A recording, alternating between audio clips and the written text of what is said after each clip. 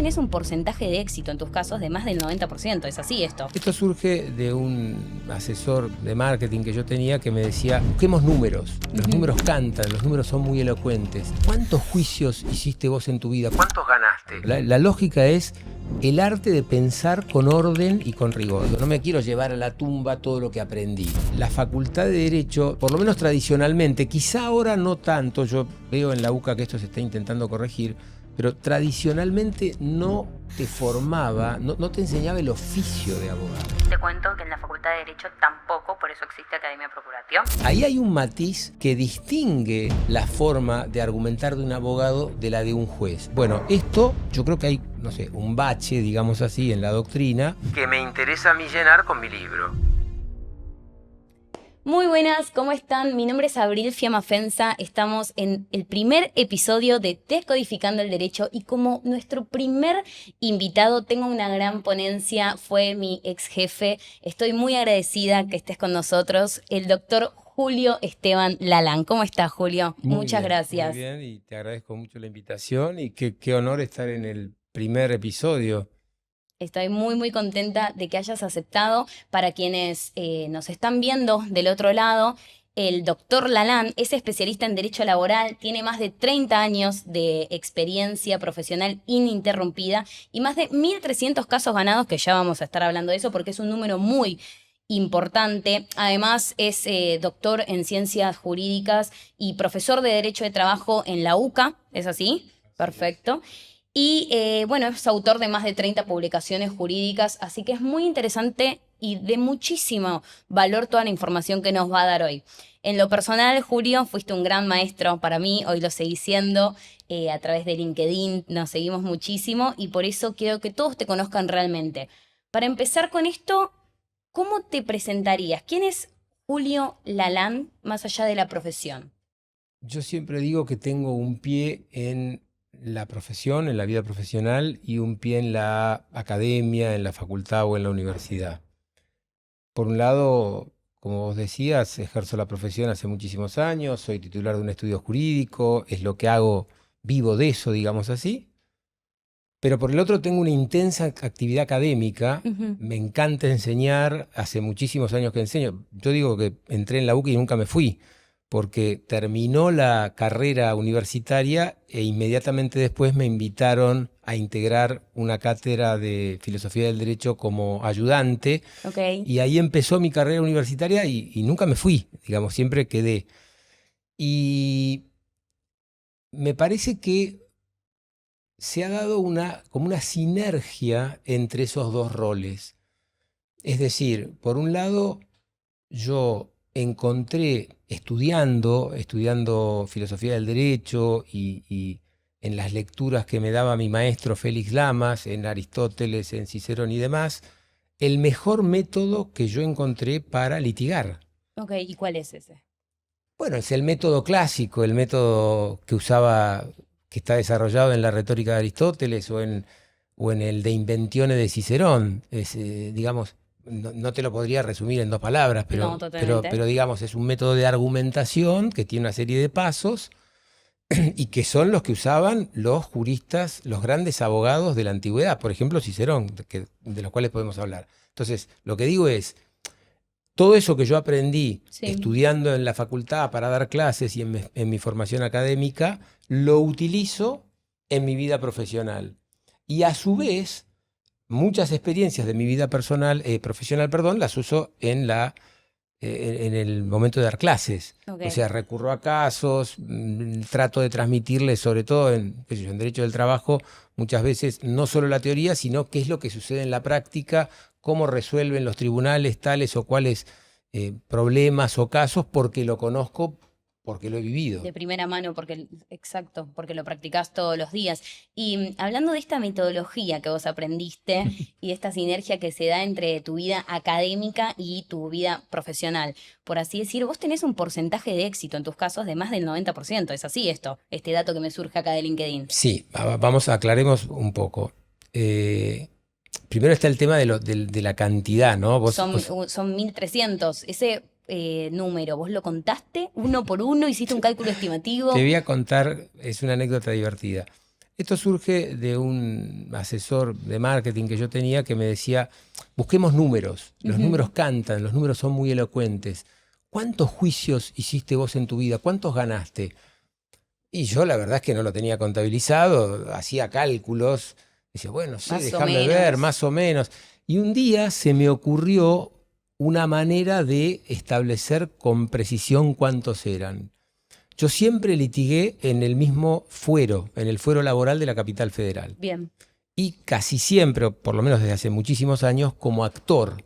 Entonces, ¿qué sucede? Cuando vos iniciás una demanda en la Cámara Nacional de Apelaciones del Trabajo, queda registrado el juicio o la demanda por tu tomo y folio. Bien. Entonces, me acerqué a la Cámara, le pregunté al operador, le digo, si yo te doy mi tomo y folio, ¿Vos me tirás en el listado? ¿vos me podés tirar el listado de mis juicios? Me dice, sí, doctor, por supuesto. Entonces le doy el tomo y folio, aprieto un botón y empieza a salir una cantidad de hojas que era impresionante. Bueno, me llevé el listado y empecé ahí sí los conté, los podía contar. Además fue como volver a vivir, porque yo... ¿Te acordaba de cada uno? Claro, imagínate que yo empecé a litigar en el año 1992. Yo me recibí en el 91. En el 92 me dieron matrícula y ahí empecé a litigar, al principio como empleado de otros estudios jurídicos, ya más adelante, bueno, Te abriste solo y me abrí demás. solo y demás. Pero sí, digamos, ahí sí los pude contar y sí, este lo gané, este lo perdí.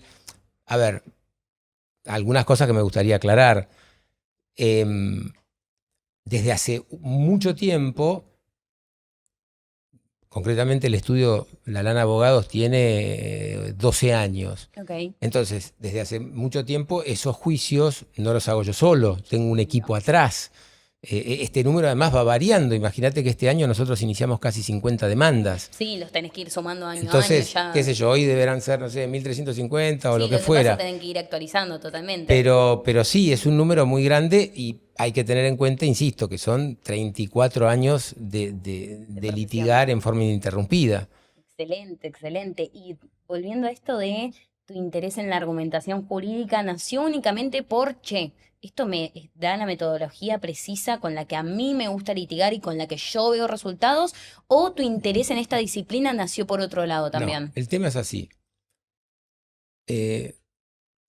Cuando yo lo conocí a mi maestro, la persona que me enseñó, te diría que todo lo que sé en materia jurídica y de filosofía del derecho, porque yo me incorporé a la cátedra de Félix Lamas como ayudante, después fui sucesivamente profesor asistente, profesor adjunto y hoy soy profesor titular a cargo de las cátedras que él tenía Excelente. porque él se jubiló. O sea que son muchos años y cuando Todo yo esto desde el 92, perdón, todo este Sí, recorrido. sí, exactamente. En realidad yo lo conozco a él antes.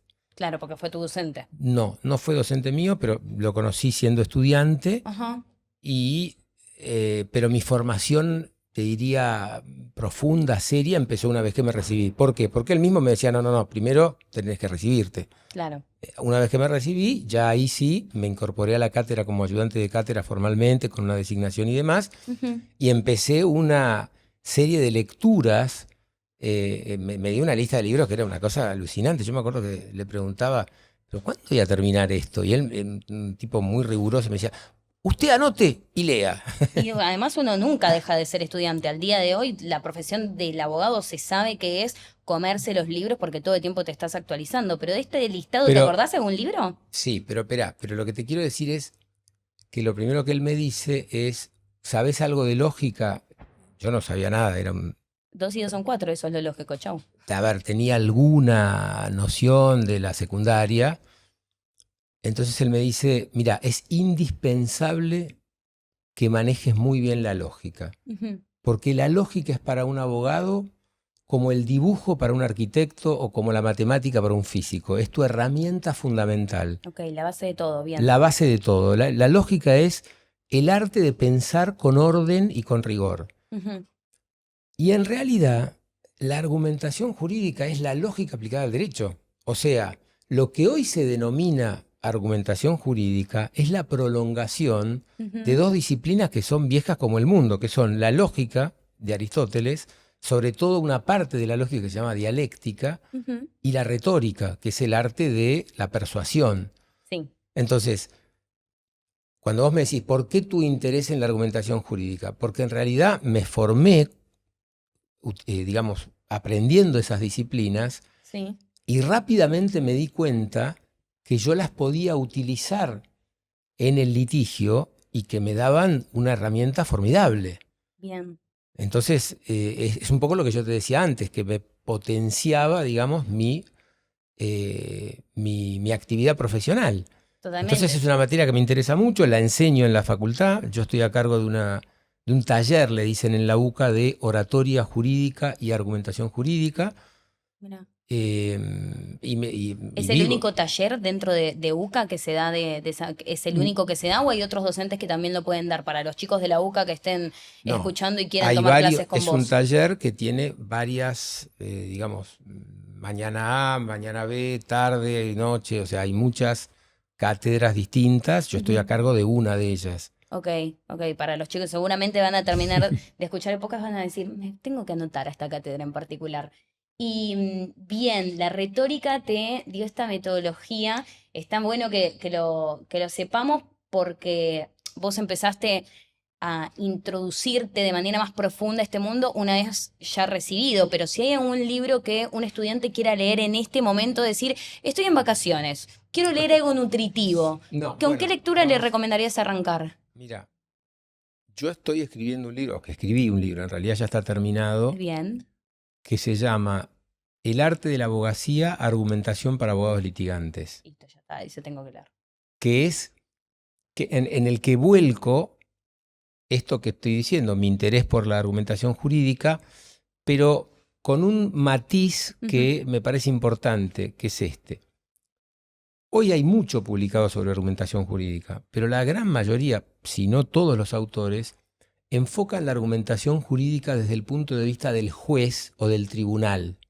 Por Ok, ejemplo, Robert Alexi, te doy el nombre de uno de los grandes referentes de la argumentación jurídica hoy. Robert Alexi tiene un libro que se llama Teoría de la argumentación jurídica. Él ujú, habla del Tribunal Constitucional Alemán. Todos los ejemplos son sí, sentencias como si fuera de la Corte Suprema de Alemania y todo está enfocado desde ese punto de vista. Y ese es el común denominador de los autores que hoy estudian o publican temas de argumentación jurídica. Mi libro, en ese sentido, es diferente porque está enfocado desde el punto de vista del abogado. quien al final tiene que ejecutar más esta retórica todavía, es A quien más ver, la utiliza vamos a dentro del ver, proceso. vamos a ver. En cuanto a la argumentación, Ajá, tanto tiene que argumentar el juez como el abogado, y bien, te diría que sustancialmente el silogismo es el mismo, o ujú, la forma del mecanismo, o la estructura lógica que se llama silogismo de aplicación de la ley, es la misma la que aplica el juez que la que aplica el abogado. bien, Pero las diferencias se dan en lo que vos decís, en la parte de la retórica. El juez no tiene que convencer a nadie. claro, él solo El, juzga. el abogado sí tiene que convencer al juez y quizá en alguna medida también al abogado de la contraparte, en la medida en que lo convenza, quizá el abogado de la contraparte busca un acuerdo, en fin, pero Sí. principalmente al juez. Entonces, ahí hay un matiz que distingue la forma de argumentar de un abogado de la de un juez. Bueno, esto yo creo que hay, no sé, un bache, digamos así, en la doctrina Ujú. que me interesa a mí llenar con mi libro. Creo que en ese sentido mi libro tiene cierta originalidad, no, tampoco quiero decir que sea, pero digamos, ese es lo que yo creo que le da valor al libro. Sí, venís a suplir una necesidad, tanto de la vista del juez, entendemos que toda sentencia debe estar bien fundada y demás, pero quien tiene que vender al fin y al cabo una versión de la historia siempre va a ser Y uno de yo los no abogados de sé, las mira, partes. yo te digo, no conozco publicados en castellano libros de argumentación jurídica, reitero, enfocados desde esta perspectiva, de la perspectiva del abogado. Yo no conozco. Hay muy buenas obras, insisto, pero hablan de argumentación jurídica en general o, como decía, desde el punto de vista del juez o del tribunal. Y lo importante, ¿no? Que es que estén publicadas también en español, porque ahora estoy recordando grandes obras, pero siempre tenemos que leer la traducción, el abogado o los estudiantes que tal vez no manejamos a la perfección un segundo idioma como para ponerte a leer una obra tan técnica y específica en lenguaje jurídico, nos encontramos, la verdad, ciertamente limitados y la traducción no es igual. No es igual la traducción No, que bueno, el espíritu que le dio el hay autor, una, cómo lo explicaba, y de repente tenemos el traductor en el medio. Así que lo bueno es que esté en español. vos sabés que También, hay una frase famosísima que dice traduttore traditore. El traductor siempre es un traidor, porque lo que vos decís es cierto, la traducción exacta y fiel es muy difícil. Y... Pero te diría, en la argumentación jurídica también hay obras en castellano importantes. Yo tuve la experiencia el año pasado de hacer el máster en argumentación jurídica de la Universidad de Alicante, me acuerdo. que está dirigido por Manuel Atienza, que bueno, es uno de los grandes autores de argumentación jurídica en idioma castellano y tiene buenos libros. Tiene un curso de argumentación jurídica que lo utilizaba él como libro de texto para la maestría, que es así de gordo, Sí. pero es muy gordo porque es un libro que está armado como un conjunto de material de lectura y de ejercicios para usar en el aula, digamos así. O sea, Ok, no es tiene. más que un manual, que un simple Sí, manual. sí, sí, sí. Bien. Tiene muchos como por extractos de otros libros que él utiliza en clase para hacer trabajos, para, en fin, preguntas, ejercicios o lo que fuera. Pero te quiero decir que es una obra interesante. Curso de argumentación jurídica se llama. Sí, recuerdo cuando te fuiste a Alicante y nos quedamos, por así decir, solos en el estudio. Para quien no lo sepa, yo trabajé en el estudio de Julio, un estudio boutique especializado en derecho laboral de alta gerencia. Y vos, Julio, hoy liderás a más de 14 personas. Esto es así. En Den- realidad somos 14 contándome a mí. O Ah, ok, sea que ok. Son 14. Es un número muy importante porque, mm, bueno, son 13 relaciones distintas que hay que mantener y enriquecer. Y aprovecho para mandarles un cálido saludo a mis ex compañeros, que son quienes te apoyan en esto, ¿no? Vos solo no podrías llevar esta gran estructura de tener más de 1.300 casos ganados. Bueno, esto lo hablabas un poco antes y que tratás de nutrirlo. Yo recuerdo mucho que nos recomendabas muchísimas lecturas, teníamos como masterclass, ¿no? De vez en cuando en donde nos explicabas temas específicos y eso está muy bueno, es valorable. Y por eso te quería preguntar, vos como académico, como gran docente, nos explicabas con mucha pasión las cosas. ¿Qué cosas de tu personalidad crees que, además de esta parte de la docencia, crees que marcaron tu manera de ejercer y de liderar los equipos? 13 personas no es fácil. bueno, vos sabés que yo colecciono frases. Sí, me encanta. Y me habrás escuchado decir muchas frases. De hecho, me gustaría pasar el aviso a los que nos están viendo. Tengo un ciclo en LinkedIn, un ciclo semanal donde posteamos todas las semanas una frase con una explicación y demás. Se llama Anoté, Frases que llevo tatuadas en la frente. me encanta. Y la verdad es que son frases que utilizo, anoto, registro, repito. Me parecen muy importantes, muy interesantes las frases porque tienen una ecuación costo-beneficio muy ventajosa, Ok. porque resumen gran sabiduría en pocas palabras. Sí, son de alto impacto, Y sí. además, claro, son fáciles de recordar, de retener. ¿Y por qué te digo esto? Porque respecto de el liderazgo, hay una frase que para mí es la quinta esencia, expresa, digamos, la quinta esencia del liderazgo, A ver. que en inglés es mucho más clara. La frase es lead by example. O sea, liderar se lidera por vía de ejemplo. Entonces vos fíjate, ¿no? ¿Qué quiere decir esto? Liderar es un privilegio Ujú. porque vos podés literalmente moldear la vida de ese equipo de personas que liderás y a la vez una gran responsabilidad. Sí, Y la mejor forma de liderar es encarnar en tu propia conducta eso que vos querés que tus líderes, que tus liderados hagan. totalmente. Eh, Tenés 13 ojos mirándote todo el tiempo. bueno, es exactamente así. Cuando vos liderás es como si estuvieras en el teatro, ¿viste? Cuando las luces Todos los focos ahí en enfocan vos. no sé, al actor principal. Bueno, así es, eso es ser líder, porque Bien, todos están prestando muchísima atención a todo lo que haces, a cómo reaccionás, qué decís, incluso cómo te vestís. es cierto. Y el líder es imitado, lo sepa o no lo sepa, es imitado. somos animales mímicos, Sí, aprendemos copiando. Vos fíjate cómo aprende un bebé. Un bebé aprende copiando a sus padres, cómo hablan, cómo, no sé, las modales, las formas de comportarse. sí. Y el ser humano es así. Sí, sí, Mariano, hace poco hice un análisis de lo que decía un neurocientífico argentino, Mariano Sigman, en mi Instagram y hablaba de lo mismo, de cómo empiezan los bebés imitando y lo importante que es tener a referentes cerca, no únicamente mirándolos a través de un podcast, sino estando cerca diariamente de tus grandes referentes. Así Bueno, que es entonces, a ver, importante ¿eso qué eso. significa?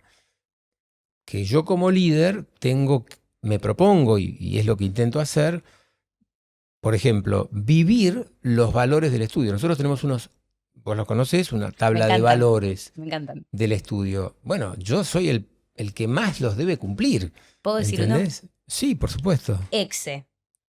No, no, Core. El Core me encanta. El Exe es la excelencia en el servicio, pero Core, compromiso obsesivo con el rigor y la excelencia, no me lo olvido más y es una de las cosas que yo tomé del estudio y que trato Bueno, lo moldeé un poquito para cuando lo brindo en la academia, pero una de las cosas más importantes que hablamos en el módulo 1 de mi academia y que lo súper aprendí en tu estudio es la calidez humana que uno tiene que tener con el cliente. Porque cuando un cliente pasa por la puerta del estudio, no es que se viene a arreglar una muela o viene a comprar una remera, tiene un problema que le atravesó la vida de par a par. Y a partir de tener este conocimiento base, sabemos cómo lo tenemos que tratar y por lo menos lo que le digo a los auxiliares, que estamos ciertamente limitados en cuanto a lo estratégico y estamos tal vez más en el diario tratando con el cliente, tu objetivo es que el cliente se vaya a dormir tranquilo y que confíe en vos, que confíe que su caso está en las manos correctas y que vos vas a hacer lo imposible para impulsarlo. Eso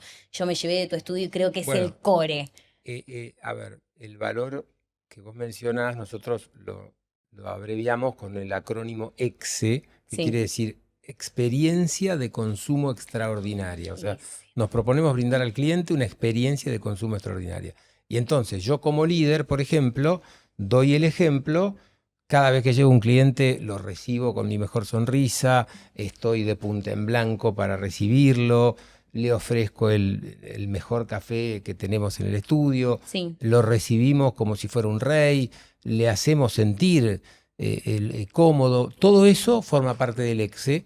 Y como yo te decía antes, si yo quiero que mi equipo se comporte de esa manera, yo soy el primero que lo tiene que hacer. Tengo que dar el ejemplo. Mi ejemplo tiene que ser la orden, la instrucción. ¿Entendés? totalmente. Hay una frase que, a vos que te gustan las frases, que dice Maya Angelou, creo que se pronuncia de manera correcta, una escritora norteamericana. La gente podrá olvidar lo que decís, pero nunca olvidará cómo la hiciste sentir. Y eso me encanta también, también lo doy. Y esto que estamos hablando me demuestra, Julio, cómo sos humano dentro de la profesión, que es algo que se nos juzga mucho a los abogados, o que les juzgan a ustedes en realidad, yo abogada todavía no soy, que es esto de que son fríos o son caranchos y no les importa, y no, mirá la amabilidad con la que vos te mostrás con tus clientes.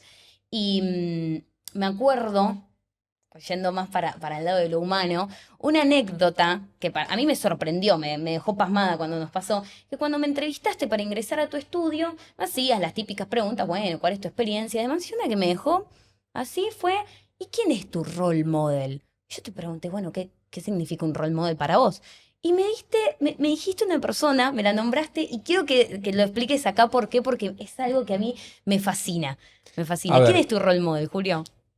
tengo varios, pero primero tratemos de explicar a la audiencia qué se entiende por role model, ¿no? Sí, dale Rol- contexto. Digamos, muy parecido a lo que decíamos antes, role model es alguien que opera a modo de modelo, Ujú. alguien que vos tomás como pauta de referencia, que tratás de emular, y que tratás, en la medida en que lo emulás, bueno, de alguna manera imitás su conducta o tratás de replicar alguna actitud o rasgo con el cual te sentís identificado.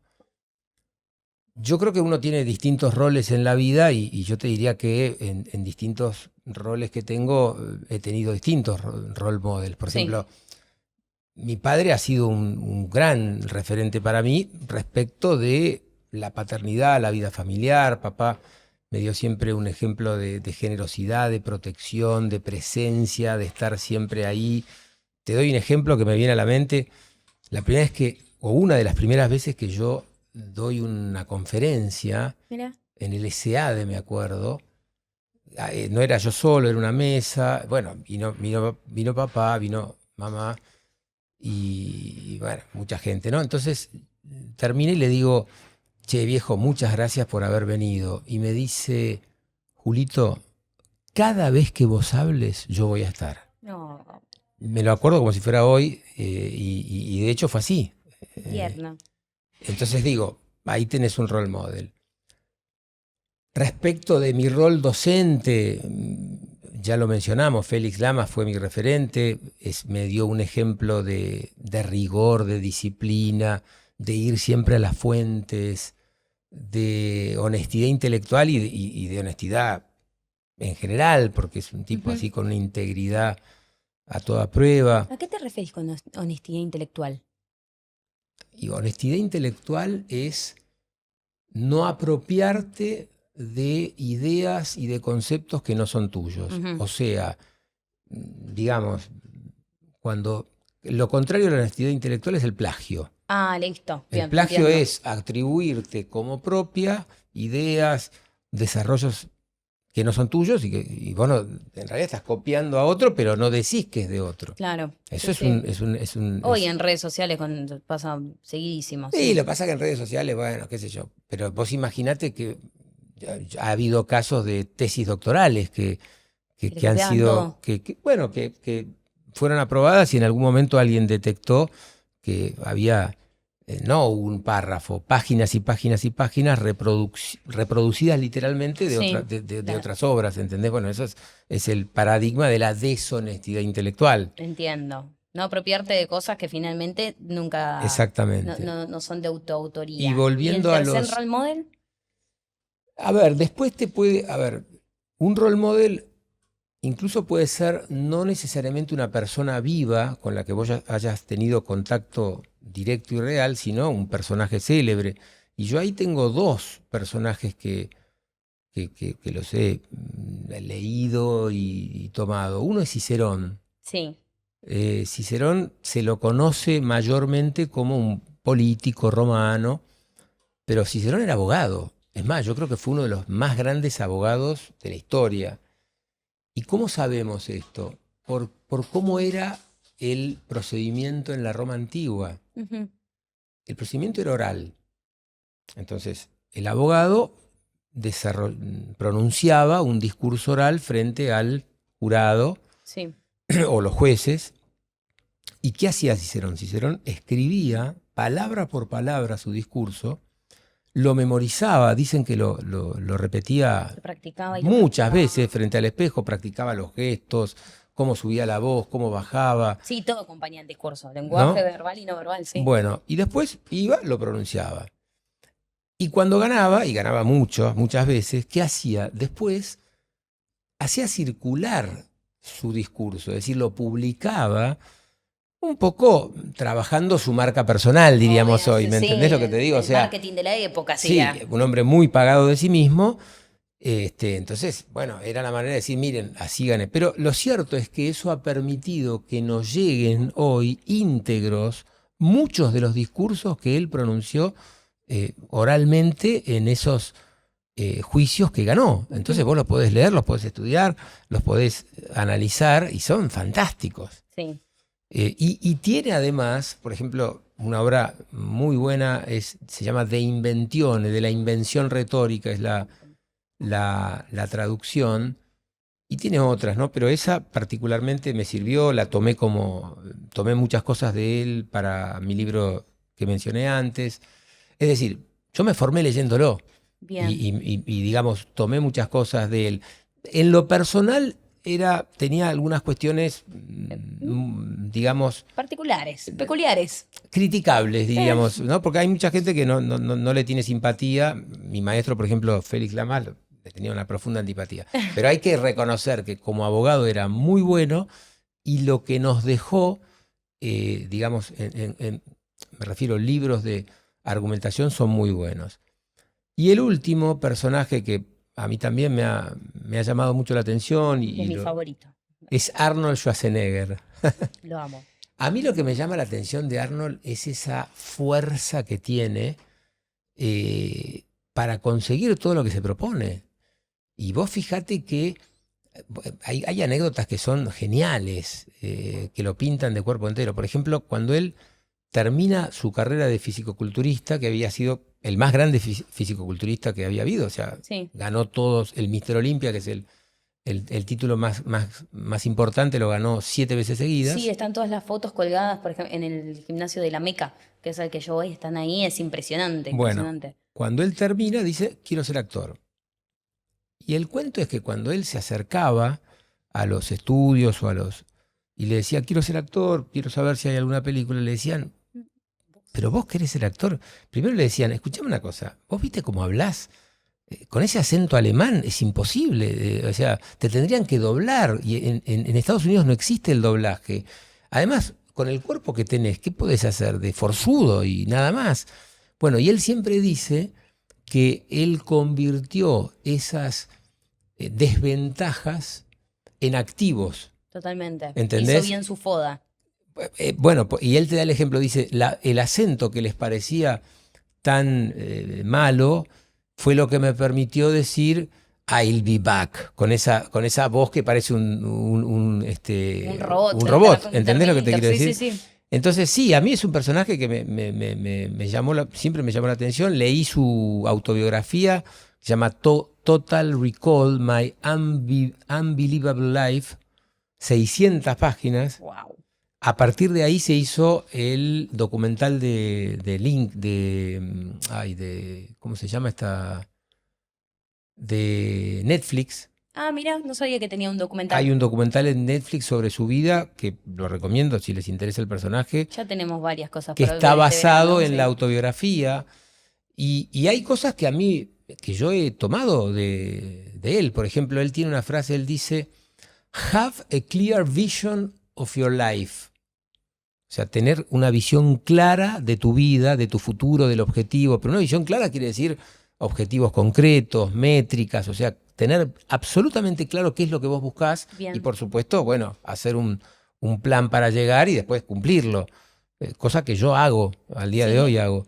Es muy importante anotar las metas ahora que va a salir este episodio justo para la transición 2025-2026. Invitamos a la gente a que lo haga porque yo no tengo acá los cuadernos, pero muchas de las cosas que anoté trabajando en tu estudio, hoy las tengo como, por ejemplo, decir, che, a mí me encantaría poder entrevistar a Julio y que la gente lo conozca un poco más, y hoy lo estoy haciendo a través de la academia, porque muchas de las experiencias, Julio, que viví y que me súper enriquecieron, gracias a que me abriste las puertas en tu estudio, yo hoy las uso para la academia, porque a ver, fueron mis fallos, mis errores, y a partir de eso tengo una frase célebre que por ahí ahora voy a hacer público conocimiento mi deshonestidad intelectual, que es capitalicemos la experiencia, que es de tu autoría esa frase. Bueno, acá capitalizamos mucho la experiencia en mi academia, y trato de volverlas unas anécdotas, mis errores, y uso muchas secuencias que me pasaron con un expediente en particular. Acá le pido a la producción que me ponga un pi cuando diga el nombre,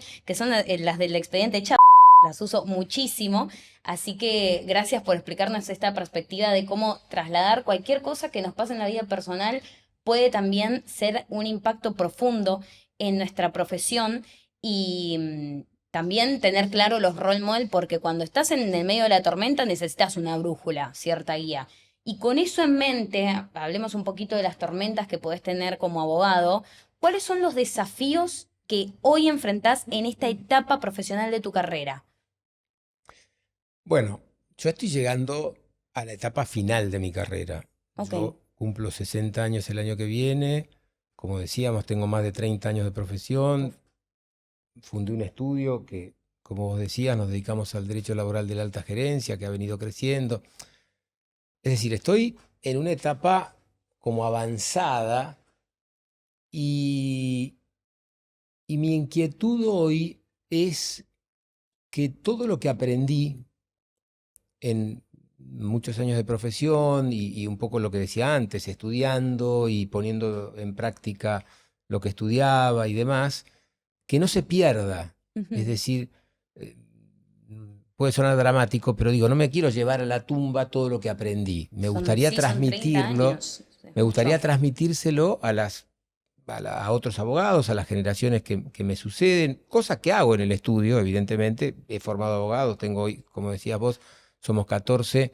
Es evidente que muchos de ellos los he formado, entraron al estudio y no sabían nada, pero quisiera que esto trascienda de una manera más institucional o más amplia, y por eso el libro. Sí, Entonces, hoy estoy pensando en publicar ese libro. dejar un legado. Ponele, es una frase hecha, pero me parece que sí, que se aplica en alguna medida.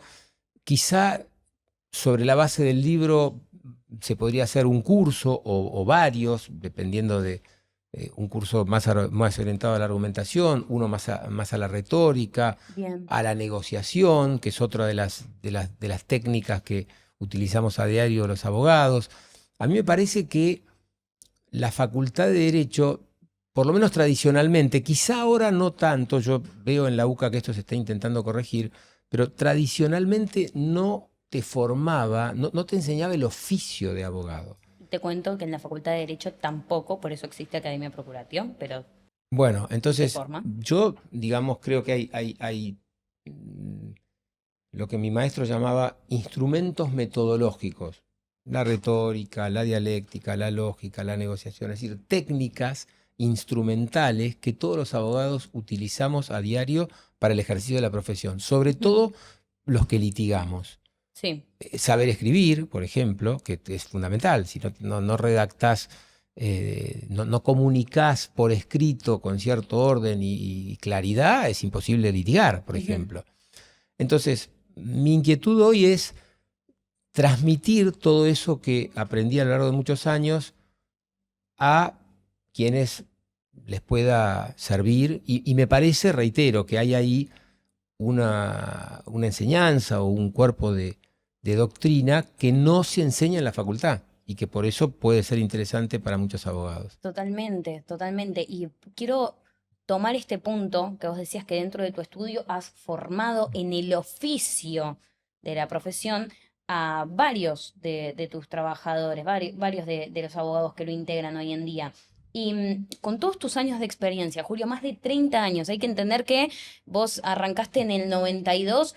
No, en el 92 no usaban todavía la máquina de escribir para presentar los escritos, no, ya estaba la compu Mirá, para había, poder había, había imprimirlo. algunas, pero se usaban todavía las máquinas de escribir. O Todavía se sea, usaban, o sea, pero para, sí, ya había computadoras. Nada que ver con las de ahora, pero había computadoras. claro, y Sí, sí, es verdad, había. pero se presentaban, tenías que llevar todo en papel para que la audiencia Sí, entienda todos los cambios tecnológicos que vos viviste. De repente tener que ir siempre presencial a tribunales en cierto horario, que si no tenías, si no estabas matriculado, no te atendían hasta otro cierto horario, a de es verdad. repente tener todos los sistemas, no sé, PJN, SCBA y demás, que a las 4 de la mañana, si querés, podés estar chusmeando un expediente lo más tranquilo desde la comodidad de tu casa. Con todos estos desafíos actuales que también tiene la inteligencia artificial, que es cierto que el ser humano se está volviendo un poco vago, por así decir, en tanto a la escritura, porque todo se lo pedimos a ChatGPT, todos estas, el ayornamiento también de la profesión, eh, puede pasar medio desapercibido el equipo que hay detrás del titular del estudio, porque nosotros te vemos a vos como cara, pero como bien decís, tenés 13 personas mirándote todo el tiempo e imitándote. Con este recorrido, todos estos cambios de paradigmas que fueron atravesando estos 30 años de tu profesión, ¿cómo viste que evolucionó o involucionó en rol del auxiliar jurídico o el paraliga, el asistente de procuración, que muchas veces es en respaldo del abogado? Yo creo que lo esencial no cambió. Ok, A mí me parece que esa figura que vos decís tiene un rol o una misión muy clara, que es hacerle la vida fácil al abogado que asiste o que ayuda o del cual es auxiliar. Otra cosa para anotar. Es decir, a ver, el auxiliar lo que tiene que hacer es una tarea de soporte, de ayuda, y yo a ver, la clave es que el abogado le pueda delegar a este auxiliar parte de la tarea profesional. Es evidente que hay una parte que es delegable y otra que no. Hay cosas Sí. que las tiene que hacer el propio abogado. Por Sí, el ejemplo, mismo código de ética te impide, es una profesión bueno, por eso, personal pero digo, indelegable. lo que le delega, el abogado tiene que estar totalmente tranquilo de que eso está bien manejado, ¿entendés? Esto de, che, vos me cubrís las espaldas con este tema y yo me olvido y sé que va a estar bien hecho, ¿entendés? Entonces, esa es la tarea del auxiliar. Y el buen auxiliar es el que hace eso bien. Y el que lo hace bien aporta mucho valor. Totalmente. Yo lo que trato de inculcarles a los chicos en la academia, además de si el abogado te lo está delegando, tiene una finalidad, que es que él se puede encargar, en vez de la parte mecánica de, che, tengo que subir este oficio antes de que se venza el plazo, tengo que acreditar el diligenciamiento de X cosa, dejar esa parte mecánica para empezar a enfocarse en la parte estratégica y eso le permite tener mejor rendimiento con sus propios casos, mejores clientes o más clientes inclusive, pero bueno, Pero sí, es muy interesante lo que decís, pero cuidado porque uno diría, sí, o alguien podría pensar, bueno, claro, se le delega temas menos importantes, de menor no, calificación jurídica, pero volviendo a las frases, yo tengo una que tiene que ver con esto y dice así: una cadena es tan fuerte como el más débil de sus eslabones. totalmente. O sea, si el procurador no cumple con su misión, el procurador, el auxiliar, no cumple Sí, con su rol, se corta la cadena. totalmente. Te doy un ejemplo, y esto alguna vez lo he visto. Vos delegaste en el auxiliar la tarea de diligenciar y acreditar la notificación a los testigos para una audiencia de testigos, que, como vos sabés, normalmente te ordenan que esté acreditada Previo a la hasta el audiencia. día de la audiencia o en forma previa a la audiencia. Entonces llegás a la audiencia, doctor, y no fue el testigo. Entonces, uy, no vino, qué sé yo. Entonces dice, doctor, usted tenía que acreditar la cédula y la cédula no está acreditada. ¿Entendés lo que te digo? Bueno, ahí tenés un Ups, flor de problema. sí. Ahí se cortó la cadena. Chau, ¿Entendés? perdiste, tenés que asumir un pe- compromiso, lo asumís perdiste. compromiso o quizá lo perdiste. ¿Qué quiero decir con esto? No son temas menores, pueden No, ser muy relevantes. totalmente. Pero, y vuelta a lo mismo, o sea, en la medida en que vos tengas a alguien que se compromete con el tema y que lo hace bien, bueno, vivís tranquilo. Y si no, tenés serios problemas. Sí, sí, porque finalmente si el abogado no lo puede delegar, lo tiene que englobar además a la carga mental de no solamente tengo que hablar con el cliente, tengo que fijarme en la conciliación, hablar con este otro abogado, sino que también tengo que ir y subir este escrito de mero trámite pidiendo que se me libre un A oficio ver, es como reiteratorio. cualquier equipo de trabajo. Sí. Yo confío en que vos vas a hacer tu parte y yo hago la mía. Pero ¿no Eh, ves también una carga mental al momento de delegar la tarea? Che, tenés que subir este escrito en tal expediente solicitando tal cosa. Porque a mí me gusta hacer una diferencia en que vos podés tener un auxiliar meramente ejecutor, me dicen A y hago A, o podés tener otro tipo de apoyo que es, me voy a encargar de A, pero me voy a encargar de la mejor manera posible y de manera estratégica. Porque, yendo a un ejemplo, y espero que la audiencia lo entienda, si yo ya sé que un testigo no va a ir a cierta audiencia, no me conviene asumir compromiso previo a la audiencia, me conviene no acreditar su notificación, acreditarla en el mismísimo momento de la audiencia para que me den la segunda, porque si no ya lo estoy perdiendo dos veces.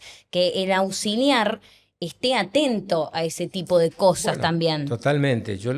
A ver, el buen auxiliar, te diría el buen empleado, es aquel que se anticipa a lo que va a pasar.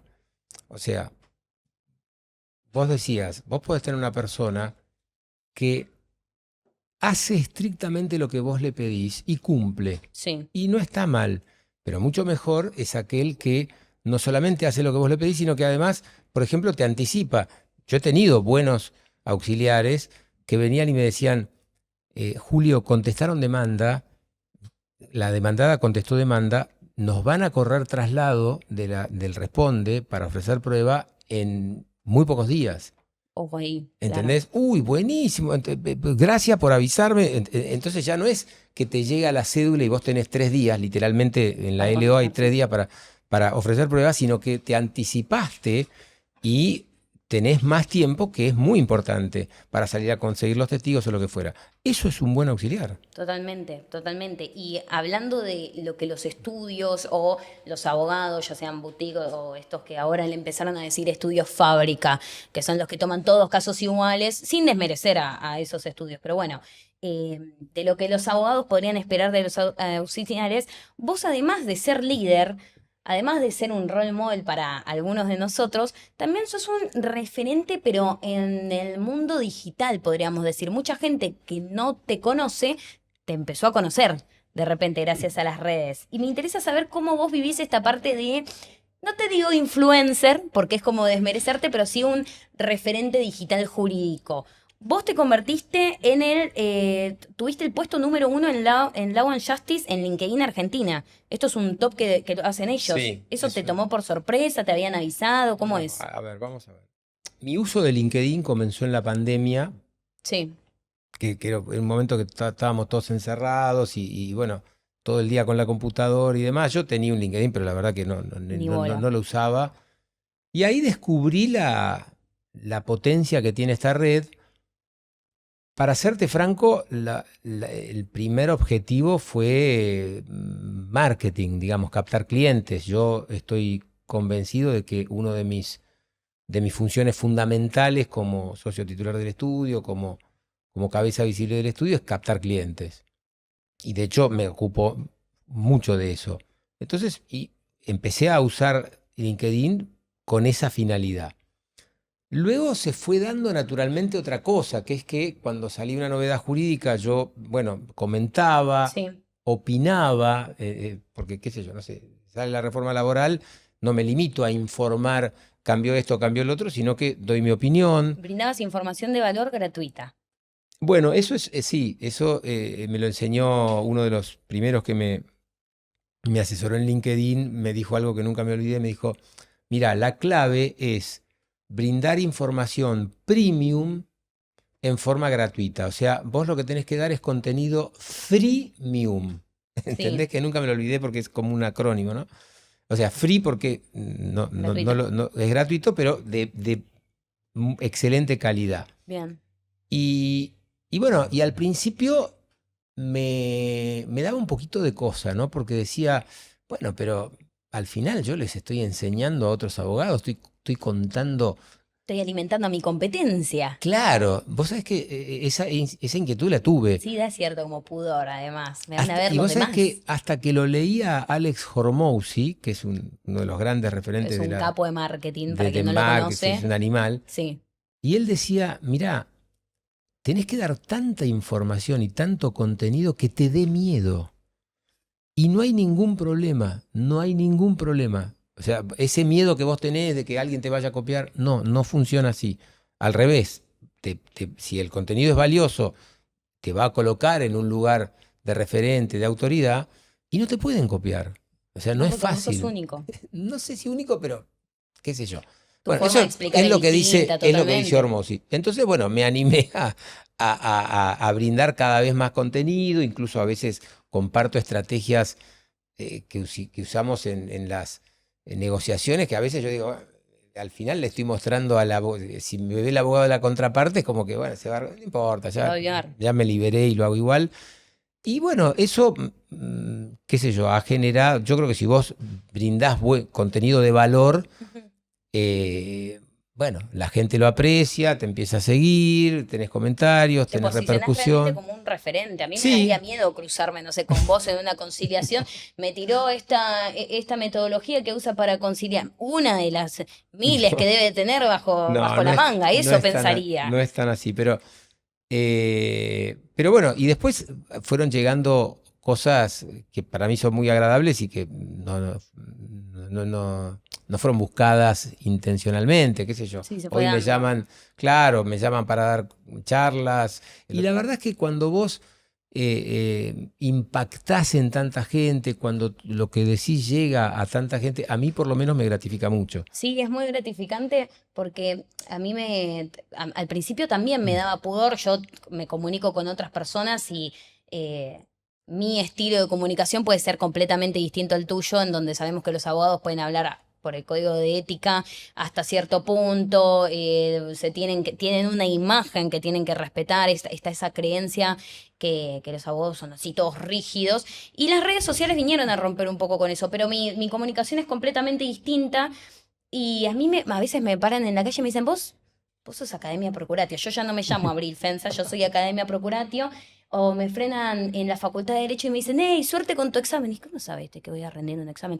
Ah, no, porque lo conté en mis historias de Instagram, por ejemplo. Y me paran mucho y me dicen, no, gracias por todo el contenido que subís. No sé si a vos te pasó algo parecido, tal vez tus alumnos se No, nunca. mira, sí, llegás a más gente, pero a ver, también yo no me la creo. O Ok, sea, te cuento hablando de lecturas, hace muy poco leí un libro que me pareció interesante de Ryan Holiday, se llama El ego es el enemigo. sí. Y precisamente lo que dice el autor es que el ego es muy peligroso. Creerte que sos muy importante, o, caer en la arrogancia o en Sí. la soberbia, incluso da casos, ejemplos y demás. Y bueno, nada, me pareció interesante la reflexión y trato de no caer en eso, ¿entendés? Realmente no me la creo ni un poquito. No, tal vez desde el lado de creerte, che, soy súper, ahora que soy el número uno top Law and Justice en LinkedIn, soy el mejor abogado dentro de Argentina, no sé si de ese lado, pero sino de, No, hey, no, lo mira que cómo sí me agradecen a en los ver, posts lo de que es, Instagram la info, no, lo que sí ayudo a gente. me llena de orgullo, porque lo cierto es que, digamos, como vos decís, Fabicon, que es una empresa que hace estas mediciones, Ujú. dividen por rubros. A los abogados nos ponen en un rubro que ellos denominan Law and Justice, que quiere decir Derecho y Justicia, y en la Argentina, en LinkedIn, estoy ahí número uno la verdad es que me llena de orgullo, pero porque además es como el premio a un trabajo que ya lleva años, que es Claro, postear todas las semanas, de mantener un determinado ser nivel de consistente. contenido, ser consistente, etcétera, etcétera. En ese sentido me encanta, estoy feliz y bueno, y trato de, ahora ya estoy mirando a los que son primeros en Hispanoamérica, que están por encima mío. Yo en Hispanoamérica, o sea, Hispanoamérica sería toda Latinoamérica y España. Totalmente, Y sí. ahí no estoy primero, estoy número 5, 6 o 7 y bueno, estoy tratando de Un escalar numerazo igual, posiciones. un Sí, numerazo. sí, pero digamos, ahora el desafío es llegar a más arriba en ese ranking, en ese ámbito que es más amplio. Ok, y me gustaría salirme un poquito de la grilla que tengo acá ya que estamos tocando este tema. Vos únicamente estás en LinkedIn. Sí, En las redes sociales, las otras, Instagram, TikTok, no, que todo. hoy no estoy usando ninguna otra red social que no sea LinkedIn. A ver, yo empecé en LinkedIn pensando que mi cliente ideal, que es un alto ejecutivo, un gerente, un director, es más probable que esté en LinkedIn que en otras redes. Ok. Hoy estoy pensando en abrir un perfil, por ejemplo, en Instagram o lo que fuera. Lo que pasa es que hay un tema de tiempo, de esfuerzo, El volver a ser consistente, empezar de Claro, cero en otra red exactamente. social, A ver, migrar a la gente de LinkedIn. estoy analizándolo y te diría preparándome para hacerlo. Cuando digo preparándome, para hacer eso necesito un equipo, necesito, Totalmente. no sé, quizá pensar en, no sé, recursos para hacer los videos, etcétera, etcétera. Probablemente el año que viene vayamos por ahí. Sí, hay muchos abogados que se están ayornando y están viendo que finalmente el cliente ideal está en todas las redes sociales y me acuerdo una anécdota para mí y si le puedo dar algún tip a cualquier estudiante que quiera volverse influencer de estudio, se le dice ahora que te da tips de estudio, te muestran cómo llevan la materia y la presión académica o mismo los estudiantes que están a punto de recibirse y dice, ¿cómo empiezo a ganar mis primeros casos yo que soy un feo lo que voy a decir, pero soy un don nadie, que no tengo contactos, no tengo grandes familiares, no tengo experiencia, ¿cómo empiezo a ganar clientes? Y de repente las redes sociales lo que permitieron es que todos estemos en la misma vidriera. Antes se conseguían clientes si vos te eras un gran estudio o si tenías un estudio con un cartel puesto a la calle y hoy todos estamos en la misma vidriera para todo el mundo. Y me acuerdo una anécdota que gracias a Lucio, que es que me ayuda, Lucio Ferrante, que me ayuda con todo el tema de marketing, yo quería salir a repartir folletos a la facultad diciendo, hola chicos, yo doy un curso de procuración jurídica. Y me dijo, no, no hagas eso es re antiguo. Dije, seguro que la gente me va a mirar. La gente entra a Instagram o a TikTok a entretenerse, mirar reels de perritos. Me dice, vos confiá, vos fumá. Me puse a hacer los reels, todo. Hoy mi cuenta tiene un alcance de más de 600.000 personas. 600.000 personas Wow. ven mi cara todo el tiempo y no sé, le parezco tanto a mis amigos y hay gente que en serio me cruza en la facultad y me dice, suerte con tu examen y no lo conozco. No sé quién es, los bancos, síganme saludando porque yo los amo, son mi comunidad, pero ponerle rostro y nombre a cada alumno, yo tuve ya en la academia más de 160 alumnos y no entra eso en un aula. Y conozco los nombres, sea qué universidad van, tengo charlas con ellos casi todos los días, conozco sus situaciones familiares, pero hay otra gran cantidad de gente que me ve, que me sigue, que tal vez para vos, los que te sigan también en LinkedIn, sos un gran referente y no lo sabemos. Y lo importante, bueno, trayendo esto que hablábamos del liderazgo, son muchos ojos mirándonos y tenemos que tener rigor en nuestro comportamiento, no romper carácter. Y hablando un poquito de eso, de la cantidad de gente que te ve, más en LinkedIn, que es un lugar en donde hablamos de trabajo y buscamos trabajo porque ahí se suben las ofertas laborales, hay gente que te toca la puerta digital y te dice, Julio, por favor, toma mi CV, contratame, me encanta todo lo que subís, algo así, ¿te Sí, llegan? sí, me llegan por LinkedIn, pero el punto es este. Si yo no estoy buscando en ese momento nada, digamos, cubrir una posición, no lo puedo ayudar.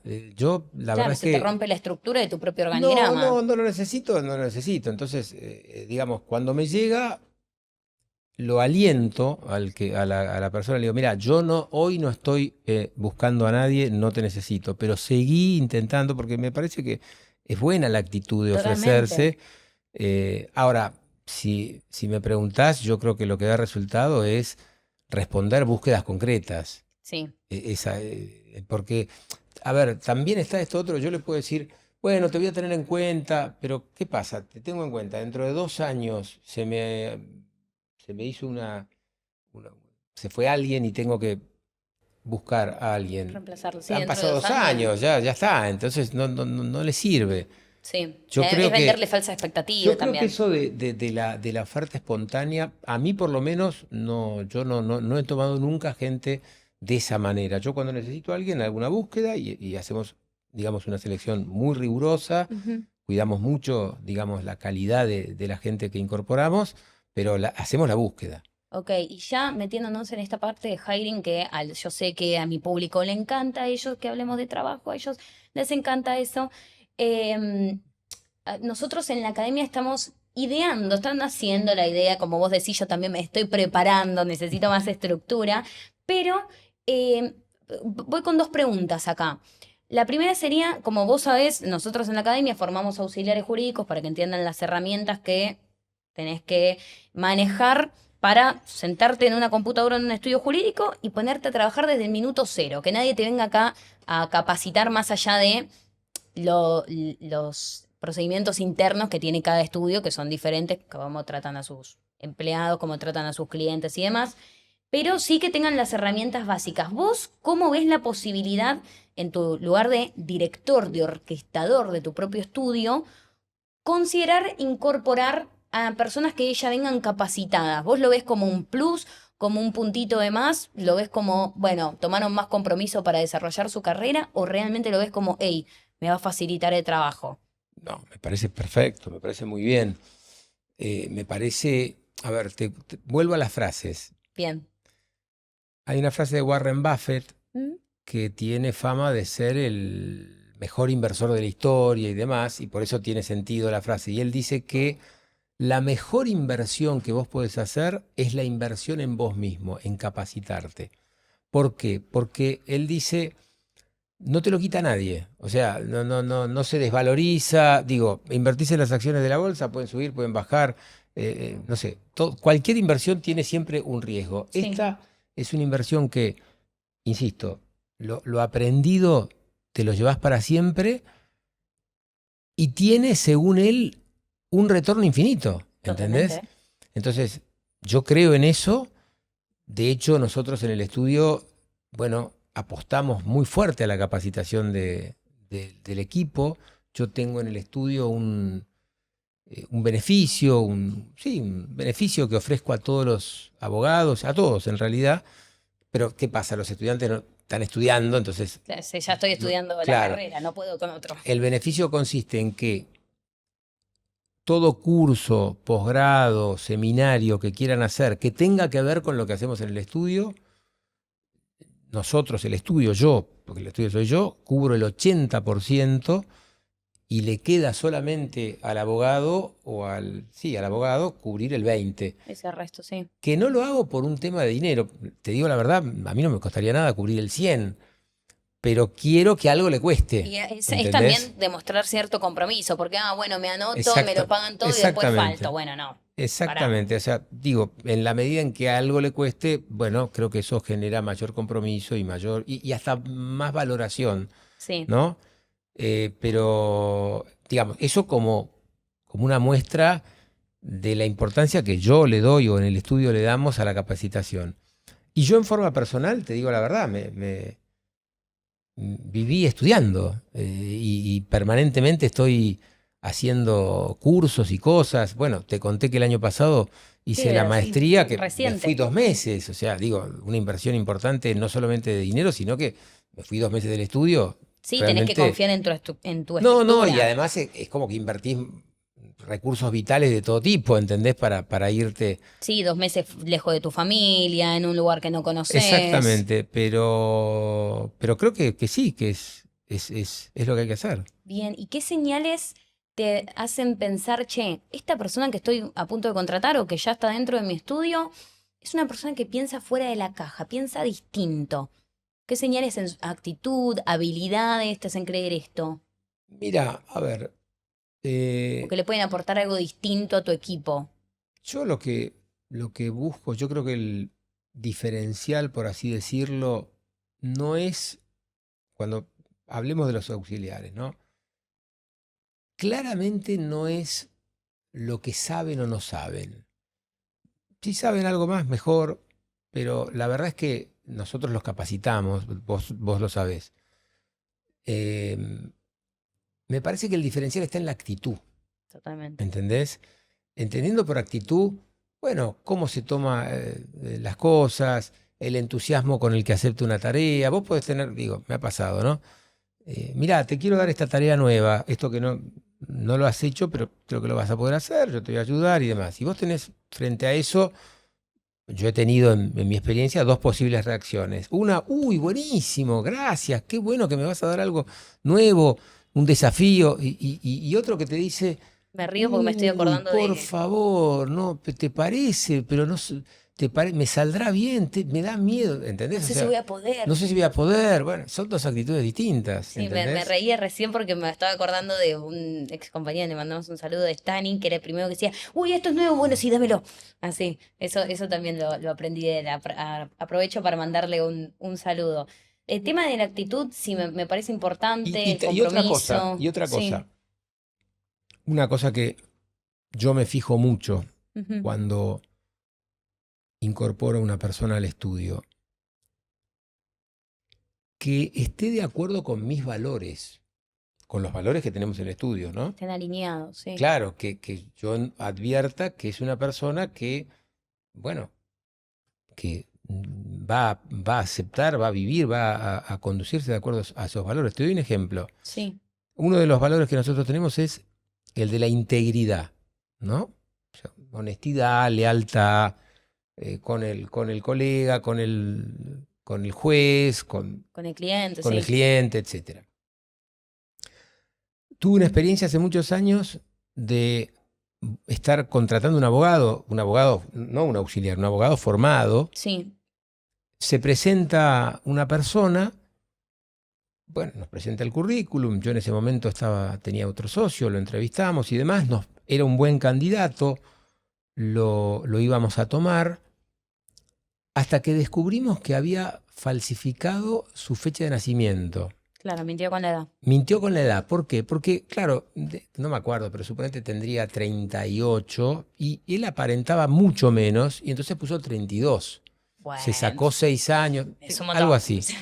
Pero no importa si eran 6 o 4, lo que importa es que nos mintió. Sí. Desde Entonces, el vamos ya arrancó mal. es que de hecho no lo tomamos, lo llamamos y le dijimos, che, pero ¿cómo es esto? Vos me mentiste en la edad. Y él se quiso escapar. No, bueno, me confundí, fue un error. Me quedó viejo. No me tomes de tonto, le digo, vos me trataste de engañar. Entonces, digo, eso es inaceptable. Sí. Y nosotros tratamos de detectar eso. De hecho, en la selección, en el proceso de selección, Sí. que vos lo habrás pasado oportunamente, le damos a los candidatos, sobre todo a los finalistas, digamos así, ¿no? Hay sucesivas etapas Sí. y van quedando algunos en el camino. A los finalistas les proponemos que nos den un dilema ético. ¿Qué es un dilema ético? Por ejemplo, bueno, siempre le decimos, viene un típico dilema ético de la abogacía es, ¿defenderías a un violador? Porque por un lado decís, ¿por qué es un dilema? Porque por un lado se merece una defensa. Valores y después lo que Claro, sabemos pero cómo- por otro lado, decir, no sé si lo... Bueno, pero lo interesante, bueno, primero surgen dilemas, cada uno tiene que plantear Sí, una argumentación interesante por lo menos surge ahí. tienen que plantear un dilema ético y después le decimos, bueno, ahora resolvelo. Y muchas veces en la resolución muestran la hilacha. Okay. ¿Entendés? O sea, vos decís, ¿cómo? Mirá lo que... ¿Entendés? A ver, O sea, ¿podrías darme un ejemplo de eso? no, porque no lo recuerdo, pero me acuerdo un caso que el chico, digamos, proponía una salida deshonesta. Y él decía, bueno, o sea, creía que era muy vivo o que Claro, con eso... tal de salir ganando ¿entendés? me llevo puesto estas Exactamente, cosas. No. ¿entendés? Y bueno, yo automáticamente por mejores calificaciones que tenga, no lo tomo. Por más vivo que sea, sí, porque si es ¿Me vivo... entendés lo que te digo? Bueno, esas son cosas importantes. Ok, sí, por más vivo que sea, quiere ganar él, no quiere ganar conmigo, quiere terminar ganando él, lo entiendo. Es importante y sí, muchas veces se nos arrastra eso en la profesión, en el oficio, y así terminan con esta creencia popular de que todos los abogados son caranchos, y no, finalmente son algunos muy conocidos que terminan siendo así y los demás, bueno, tienen que mirá, correr con esa sombra. respecto de eso, a mí me parece que es verdad, lamentablemente es verdad lo que vos decís, en el sentido de que hay una mala fama de los abogados y demás, y lamentablemente hay abogados que hacen todo lo posible para generar esa mala fama. Sí, Yo te decía, tuve una formación clásica. Quintiliano decía, ¿cómo calificaba al abogado? Quintiliano es un gran autor sí, de la antigüedad, ¿no? Pero él caracterizaba al abogado de la siguiente manera, decía, es el vir bonus dicendi peritus, el varón bueno, el varón honesto, perito en el buen hablar, experto en cómo expresarse, porque, Sí. o sea, entonces vos fíjate cómo ahí hay dos rasgos. Por un lado, la pericia para hablar o para comunicarse o para convencer era lo que él enseñaba, lo que enseñaba Quintiliano, que era maestro de retórica, y lo que todo abogado tiene que manejar como habilidad técnica para convencer a un juez. Ujú. Pero la otra parte es la de la honestidad, la de la integridad moral. Este era el ideal de los romanos.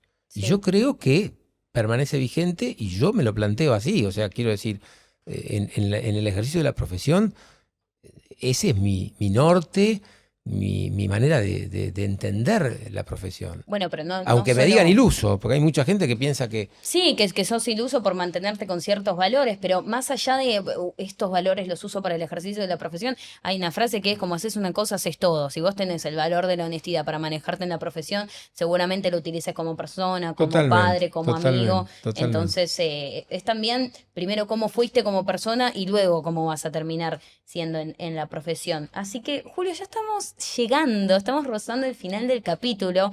Muchísima información de valor se ha llevado esta comunidad y se va a seguir llevando, porque, a ver, tuvimos un recorrido desde tus inicios, tu autoridad, cómo te fuiste ayornando, lo referente, hablamos de los auxiliares y pequeños tips.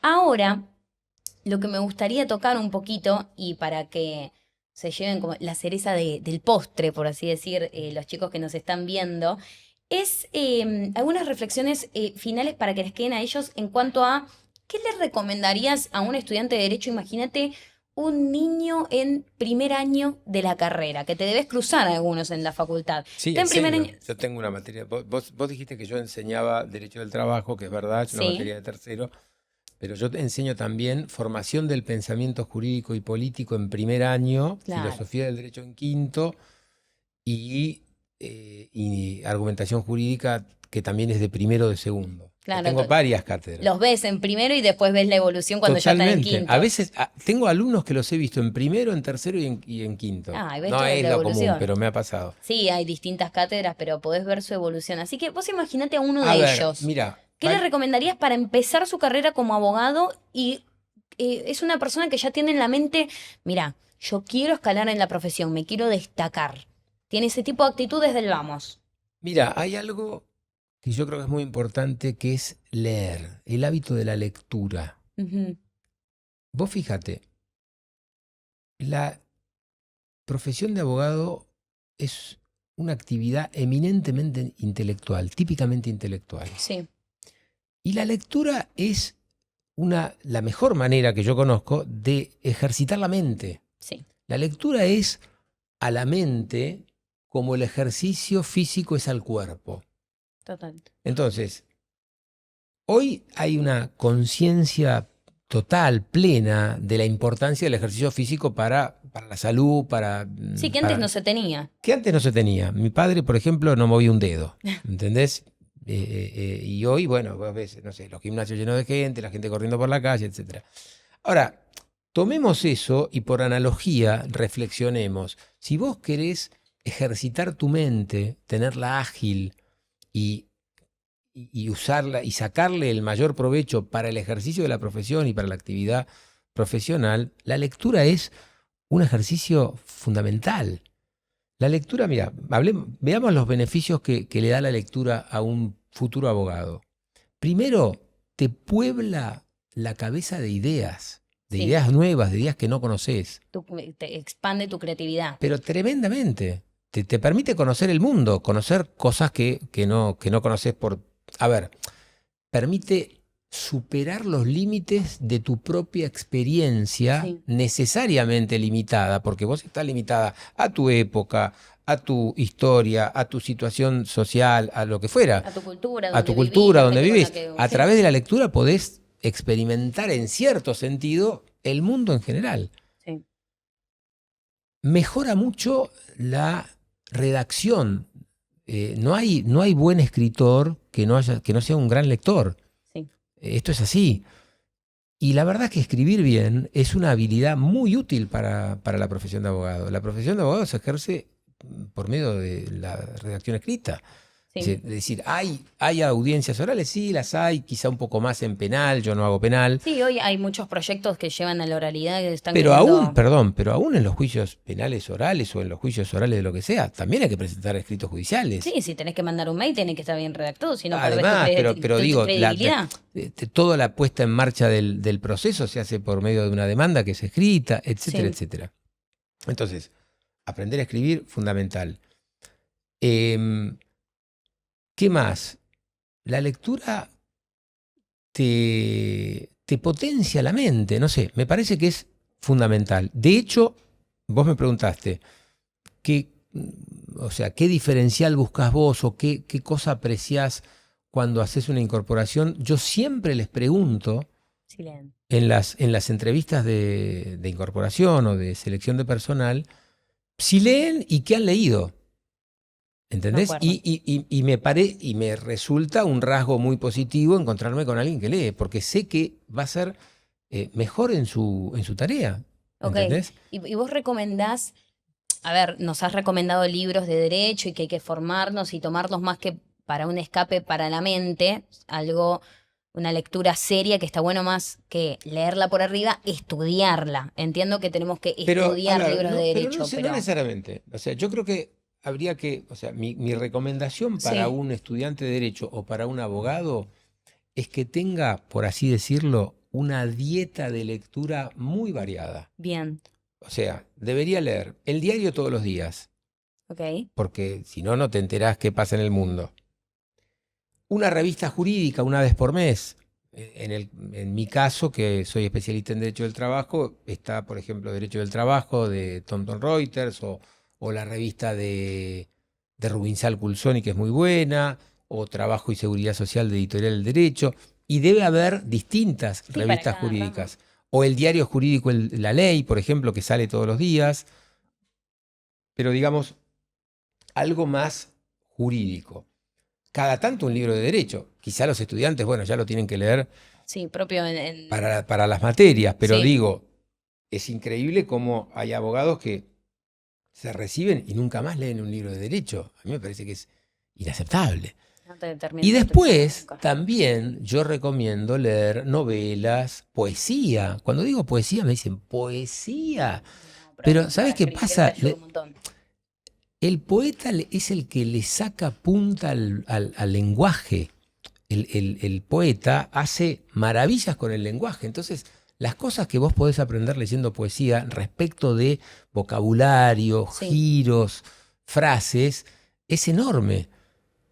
O sea que por eso, mi consejo sería que lean todo lo que se les todo, de cruza. desarrollo personal también, También puede biografías ser. de role models pueden llegar a ser también, ¿o no? Bueno, leer biografías, ¿por qué Sí, no? Cada uno se identificará con quien se identifique, pero si hay algún personaje respecto del cual, como vos decís, te identificas, sí, me parece que es una posibilidad también. me gusta tener una dieta variada de lectura. Esa frase también me la voy a llevar. Y Así, perdón, y te sí, digo algo más, recuperar el placer de la lectura. Porque, a ver, yo entiendo que algunas de estas cosas algunas sean más pesadas de no, leer y otras más simples. exigen cierto esfuerzo, es cierto, de leer una, qué sé yo, no sé, un libro de derecho o una revista jurídica. Bueno, puede ser que te exija algún esfuerzo, pero hay, a mí me causa enorme placer leer novelas, Sí, leo muchísimo y lo disfruto. Lo que pasa que, claro, tenés que darle la chance. Eh, yo conozco gente con la que he tenido esta conversación y me dice, mira, a mí no me pasa. Bueno, tenés que darle la chance. Agarrá el libro, pasá de la página 30, 40 y hasta que te enganches. Con las buenas novelas no las puedes dejar, ¿entendés? O sea, te querés saber qué es sí, lo que es una sigue. inmersión total en la historia que estás leyendo. Me acuerdo que de pasarme, más de chica me pasaba. Hoy en día se le dice cerebro tiktokizado, ya se perdió el hábito de la lectura hasta de la placentera, ni Bueno, te pero digo la que te yo te voy a exige. decir una cosa. Los que recuperen el hábito de la lectura, yo te aseguro que tienen una ventaja comparativa enorme respecto del resto. O Totalmente. sea, yo estoy absolutamente seguro que los que nos están escuchando y tomen esto y lo pongan en práctica, van a estar en mejores condiciones de ejercer la profesión y de vivir que el resto. Entonces, yo soy un militante de la lectura. Yo también. O sea, digo, de incitar a la gente a leer. Lo hago permanentemente, regalo libros a todo el mundo. Bueno, así que nada, hago un poco de eso acá Yo también. me pongo objetivos anuales. Me tengo que leer 10 libros, Muy mínimo bien, 10 libros me tengo que leer este muy año, bien, muy mínimo, bien. y para ir cumpliéndolo. Así que Julio, bueno, llegamos al final de nuestro episodio. Te agradezco muchísimo tu generosidad, cómo te abriste, porque has respondido inquietudes que me llegan por mensaje todos los días a la academia. Así que te agradezco Bueno, muchísimo. buenísimo. me gustaría contarle a nuestra comunidad que muchas de estas preguntas me las hicieron ellos mismos. Muchas, obviamente las adapté para tu persona, pero estas dudas reales de estudiantes, de egresados, de juniors, surgen porque están buscando el mapa práctico de esta profesión que, como bien hablamos, muchas veces las universidades, la facultad, estudies en donde estudies, hoy no nos están dando. Así Bueno, que ojalá te podamos haber agradezco. aportado valor en ese sentido. Seguramente, seguramente. Bueno, Y yo te gracias. agradezco a vos. Muchas gracias. ¿Te gustó el episodio, Julio? Sí, muy bien. Muy bien, perfecto. Gracias a tu trayectoria también, porque tuvimos una perspectiva de lo que es esta profesión hoy, 2025, y estoy segura que eso no lo tienen acá muchos de los chicos que lo están viendo. Así que si les gustó este primer episodio de Decodificando el Derecho, es parte de Academia Procuratio. Apóyennos, así sabemos a qué otras ponencias invitar.